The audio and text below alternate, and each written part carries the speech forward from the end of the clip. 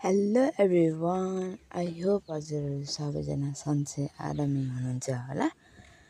अनि अहिले चाहिँ हजुरहरू के कस्तो गर्दै हुनुहुन्छ? हाम्रोतिर चाहिँ जति पानी परेको हुनाले चाहिँ हेर्न सक्नुहुन्छ सबै ठाउँ चाहिँ यस्तो भएको छ कि।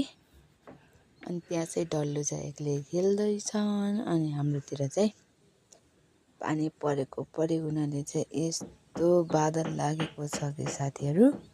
अनि हाम्रोतिर चाहिँ यहाँ तिहारे फुल चाहिँ 2टा फुलिसकेको छ।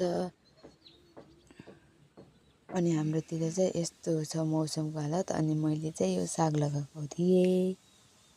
अनि यो साग चाहिँ साथीहरू मैले चाहिँ 2-3 पटक चाहिँ खाइसकेँ। अनि फेरि गोड्ने भइसकेको छ मेरो साग। अनि यहाँ चाहिँ हाम्रोतिर स्याउ हेर्न सक्नुहुन्छ, बुटा पनि ठुल्ठुलो स्याउ पनि यस्तो मजाले लागेको छ कि साथीहरू यहाँ हेर्न सक्नुहुन्छ। चारैतिर स्याउको बुटा मात्र हुन्छ हामी बसेको ठाउँमा। अनि डल्लुले चाहिँ के भिडियो गरेछौ आन्टी भनेको थिएँ मैले।